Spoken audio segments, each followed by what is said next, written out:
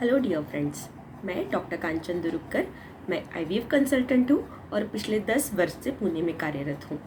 आज हम एक बहुत ही इम्पॉर्टेंट विषय के बारे में बात करने वाले हैं और वो है अनएक्सप्लेन इनफर्टिलिटी।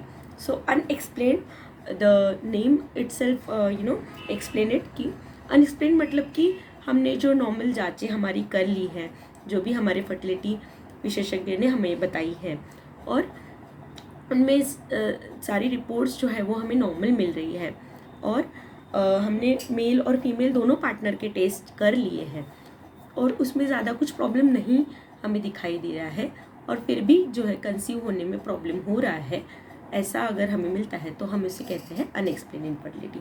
सो अनएक्सप्लेन इनफर्टिलिटी कितने प्रतिशत लोगों में हो सकता है? तो जनरली 10% जो कपल्स हैं उनमें अनएक्सप्लेन इनफर्टिलिटी जो है वो दिखाई दिया है।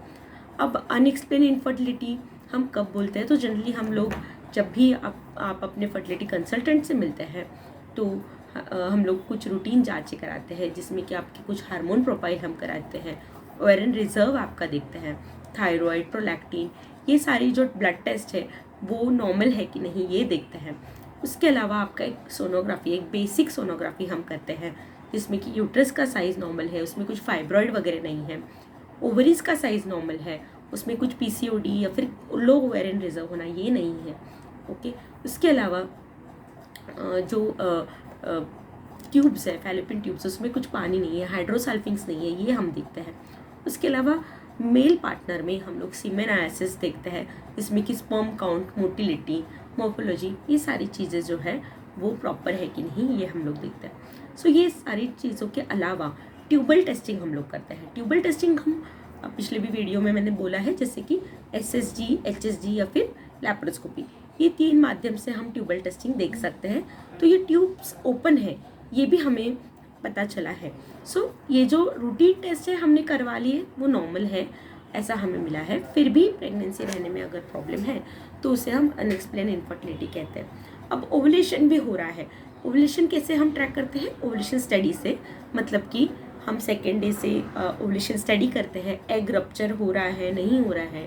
Around 14-16 day normally egg rupture होता है। सो तब ये एग रप्चर हो रहा है कि नहीं ये भी हम लोग देखते हैं। और ओवुलेशन हो रहा है, इसके बावजूद प्रेगनेंसी अगर नहीं हो रही है तो उसे हम जनरली बोलते हैं अनएक्सप्लेन इनफर्टिलिटी। अब इसमें क्या हम लोग आगे स्टेप्स ले सकते हैं कि कैसे प्रेगनेंसी रहने के लिए हम इसमें ट्रीटमेंट कर सकते हैं। ऑफकोर्स थोड़ा फ्रस्ट्रेटिंग ये सिचुएशन होता है कि सारे रिपोर्ट्स हमारे नॉर्मल बता रहे हैं, फिर भी हमें प्रेगनेंसी रहने में दिक्कत हो रही है, तो थोड़ा फ्रस्ट्रेशन ज़रूर होता है कपल्स को। लेकिन यस, इसके लिए भी ट्रीटमेंट्स जो है हमारे रिसेंट एडवांसेस है उसमें है, और इसकी वजह से आप कंसीव हो सकते हो। सो इसमें क्या ट्रीटमेंट अवेलेबल है? अगर आपने ओवुलेशन स्टडी कराया है, उसमें आपको सक्सेस नहीं मिला है, तो IUI जो है वो आप करा सकते हो। IUI मतलब इंट्रा यूट्राइन इंसेमिनेशन। तो इसमें हम COH प्लस IUI करते हैं, मतलब controlled ovarian hyperstimulation with IUI। मतलब अगर एक बीज अगर बन के रप्चर हो रहा है तो उसकी जगह पे 2 या 3 बीज हम बना के रप्चर के लिए इंजेक्शन देते हैं, ट्रिगर इंजेक्शन देते हैं, और उसके साथ IUI करते हैं। तो इसमें अगर कुछ थोड़ा बहुत मोटिलिटी रिलेटेड प्रॉब्लम है, कुछ sperm related, function related problem है, तो वो इसमें एड्रेस हो जाएगा। और IUI से, या फिर cervical mucus related, entry related कुछ प्रॉब्लम है, सर्वाइकल एंटीबॉडीज़ या फिर एंट्री रिलेटेड कुछ प्रॉब्लम है, तो डायरेक्ट यूट्रस में जो स्पर्म लॉज हो रहे हैं उसकी वजह से ये जो प्रॉब्लम है ये हम ओवरकम करके हमें IUI में प्रेगनेंसी मिल सकती है। अब ये जो IUI है ये इसके हम 3 to 4 अटैम्प्ट्स कर सकते हैं, और एक IUI का सक्सेस रेट ये अराउंड 15 to 20% तक होता है। सो ये हो गया है IUI के बारे में।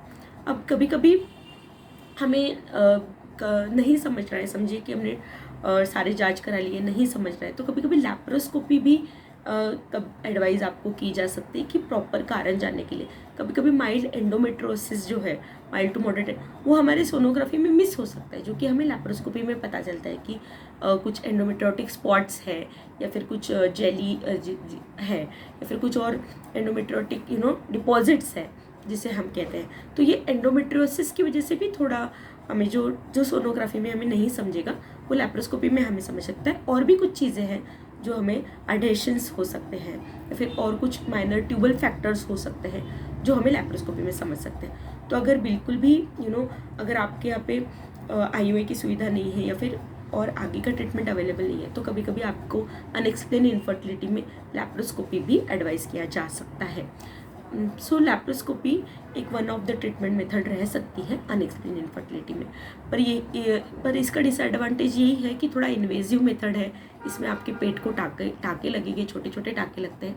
बट लैप्रोस्कोपी फिर भी कम पेनफुल प्रोसीजर, क्योंकि ये दूरबीन से हम लोग एब्डोमिनल कैविटी को देख रहे हैं, अंदर जाके देख रहे हैं, तो इन्वेजिव है। यस, उसमें पेट पे छोटे टाँके रहते हैं, पर इतना भी बड़ा ऑपरेशन एज सच नहीं होता है। सो ये हो गया है लैप्रोस्कोपी के बारे में।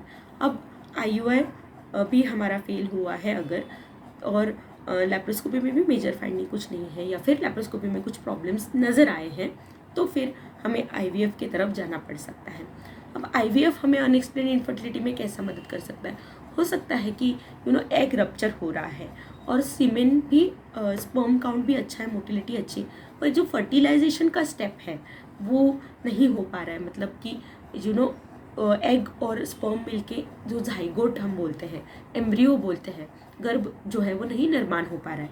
ये फर्टिलाइजेशन का स्टेप नहीं क्यों हो रहा है? क्योंकि हो सकता है कि जो एग है, oocyte है, उसका जो आउटर लेयर है वो थिक है, उसकी वजह से फर्टिलाइजेशन नहीं हो रहा है, या फिर मोटिलिटी रिलेटेड, पेनिट्रेशन रिलेटेड कुछ इशू है जिसकी वजह से फर्टिलाइजेशन नहीं हो रहा है। तो ये फर्टिलाइजेशन जो प्रॉब्लम है वो हम ओवरकम कर सकते हैं IVF से, क्योंकि इसमें हम ICSI करते हैं, मतलब एग में हम लोग डायरेक्ट इंजेक्शन से स्पर्म इंसर्ट करते हैं।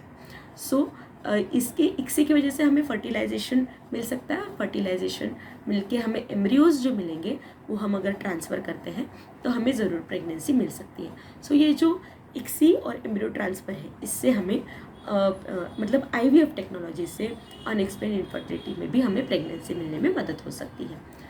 सो आई होप ये अनएक्सप्लेन इनफर्टिलिटी के ऊपर जो हमने एक वीडियो बनाया है वो आपको हेल्पफुल लगा हो।